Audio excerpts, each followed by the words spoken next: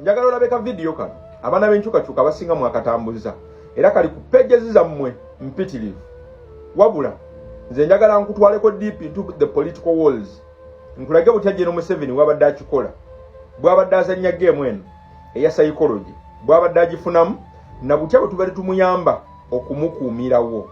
Omulamwa gw'eno video kukutwala deep into the political walls nkutunuze beyond the basic perception ne perspective eyengeri gy'obadde otwalamu politics ne ba players in this field.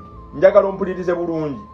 Ngenda kukutwalako mu analysis butya General Museveni bwabadde akiplayinga butya bwabadde akimaintaininga nku identifying ne ba players ab'enjawulo engeri gy'abadde abakozesaamu okulaba nti we vent out obusungu bwaffe n'asigala ng'ali waggulu wabula nga naffe tunyiize naye nga tetubaluse. Laba ka video kano tukomewo.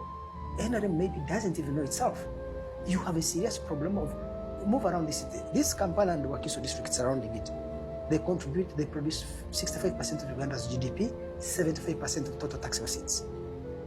People, this is the most productive heart of Kampala. It's like the heart that pumps Uganda, Kampala and Wakiso. The roads are dead. People are losing 4 hours a day in traffic jam. The other day was at the National Planning Authority that they did a study which shows that because of congestion and bad roads and all these things that happen in Kampala, Uganda loses 6.7% growth per year. You say listen to that. But 6.7%. no, it's crazy. And so then how is a president with that track record, how is he the most likely person to win a re-election? Kati mpulirizamu kavidi yako kalabye wesanga Andrew Mwenda byayogedde 100% bituufu era wesanga nga naawe wenkyukakyuka okkiriziganya ne Andrew Mwenda 100%. Kyova olaba abasinga ku mmwe mwatambuza message ya Andrew Mwenda ku pages zammwe. Kati njagala nkulage the psychology behind that. Eyo gy'olaba script ate game number. General Museveni kwabadde feeding for the last 35 years. Ekyo kye kibadde kimukuumira mu ntebe. Kankulage. General Museveni bw'ati bwe yali yazannya game ye era bw'ati bwe yali yasettinga game ye nga making sure nti controlling the alternatives ne the options as a public ng'akola atya ku ludda oluvuganya gavumenti lwennyini ng'akuwa ky'osobola okuyita alternatives kwolonda nga making sure nti whatever option choice gy'o picking ali mu busobozi controlling the outcome nti yenna gw'onoolonda ebiseera ebisinga ku ludda oluvuganya gavumenti for the last 35 years abadde nga making sure nti yenna gw'onoolonda options ezisingako zize out of abantu b'olonze controlling the outcome okuyita mu bo. Ng'ekintu ekiri terrible kye yali yakola within mu gavumenti ye yennyini nga yateekawo ba critics be yawa n'olukusa okumuvuma okumucriticizinga okwa-identifyinga ebikyamu public byefiiringa ne babyogera nga basobola okumuvuma ne bamujejja nga bwe baagadde nga tebakwatwako. Ddayo ku batamala emirundi tandikira ku buno obusajja bwa Simuka Buga Frank Gashumba bonna abo basajja mivule bano ba Andrew Mwenda. People like those balina role eri public ku making sure nti public eventing out abamanyi pressure kuuka bwekola nti wakati ng'efumba baleka bakatuli akafulumya steam entamwereme kubaluka.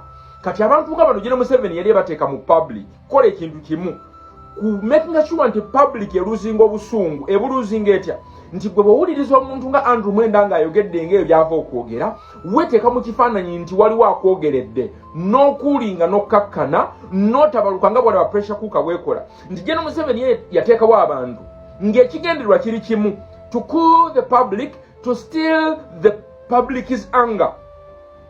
Era kyova olaba bwe mala okulaba katambi ngaako olina engeri gye weesanga ng'okkakkanyemu omuntu abadde ateekeddwa okuliyakitinga okubaako ky'oyogera n'omaliriza ng'okkakkanye lwa nsonga waliwo akwogeredde naye nga teweerabira omuntu akwogeredde General Museveni yamuteekawo to exactly do that, to control the option, to control the outcome n'okubba obusungu mu public. Teweerabira era tekikwewuunyisa lwaki abantu abafaananako Andrew Mwenda n'abasigadde ekika ekyo they will never join the opposition eriwo mu kiseera kyonna, and they will never stand nga balaga nti bawagira regime eriwo. Bakulaga nti tebakkiriziganya na government eriwo, at the same time tebakkiriziganya kukolagana na opposition eriwo. Mpulirizaamu katono. They are simply planted, they are plantations of the regime, okumakinga sure nti bakuba ne bakakanya opposition eri mu kutambula. Kyakubiri, wakati gwe nga bakusiruwaza okubbako obusungu n'okumakinga sure nti otunula mu direction ya opposition eriwo mu kaseera ako.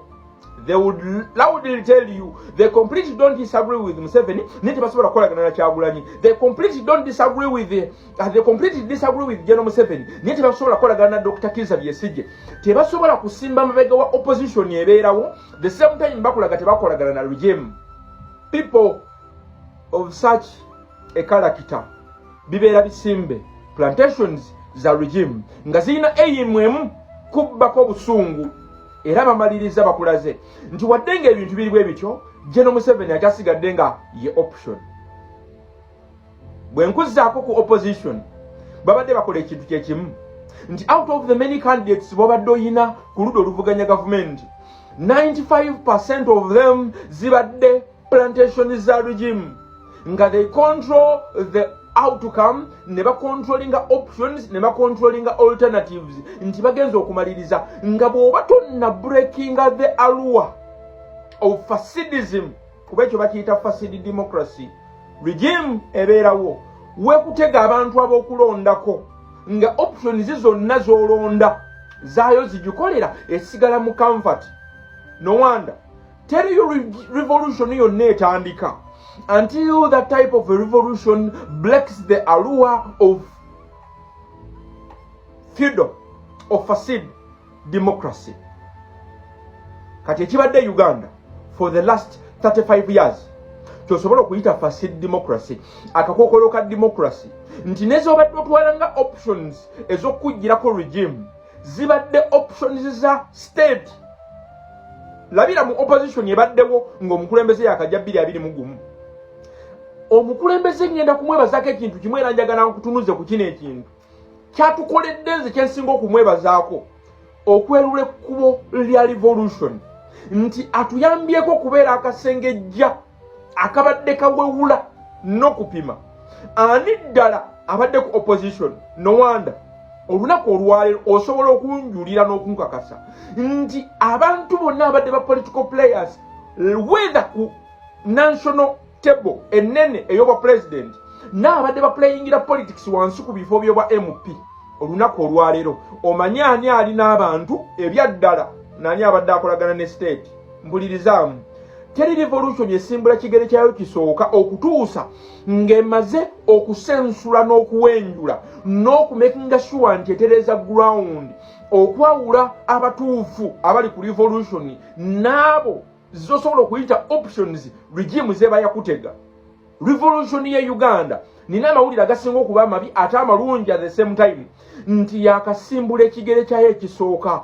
All you had in the past years, emyaka 35 egiyise tubadde tutambulira mu options za General Museveni. No wonder bantu b'e Masaka muyina abasajja examples etusookerako Mpuuga Abedi Bwanika n'abasigadde osobola okubeetegereza Bamwamadi Nsereko bonna batunuulire bakulaga nti babadde a bit independent, they don't disagree with the government, the same time nga bakuba opposition eriwo.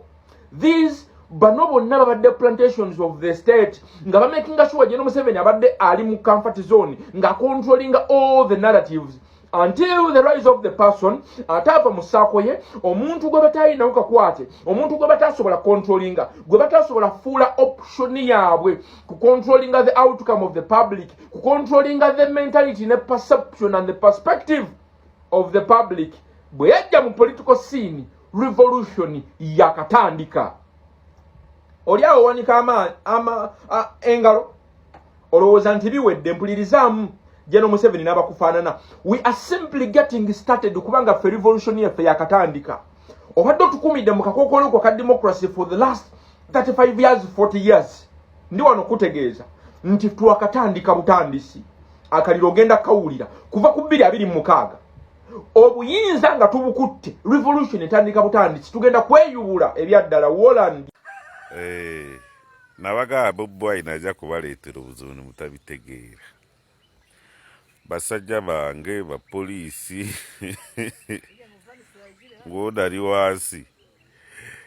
Ono yali akulira traffic mu ggwanga lyonna naye ne mu Kampala.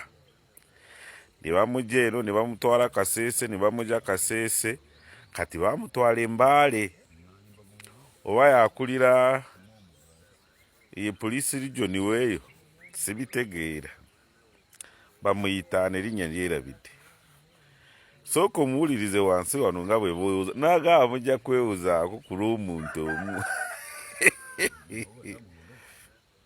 Poliisi temulina amagezi bw'owansomesa taata wange tumanyira esimwe twatusomesa mukirize naffe twazaalibwa abantu abaana bamwe abagenda mu poliisi ebiseera bwe bituuka nga poliisi eweereza emirimu omukuba amasimu bagala bayingire okuvuma mulekera okuvuma tuli bantu nga mmwe baganda bammwe bali mu poliisi mikwano gyamwe muli ofuna ekizibu lwaki omukubira yogerako noono abana amaaso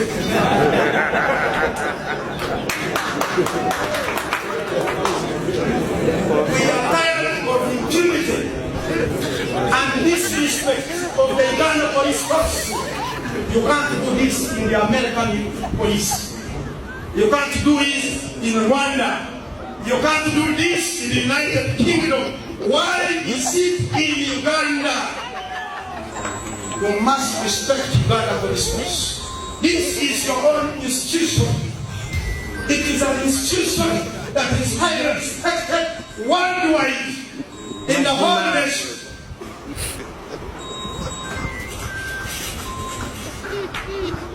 We are highly respected.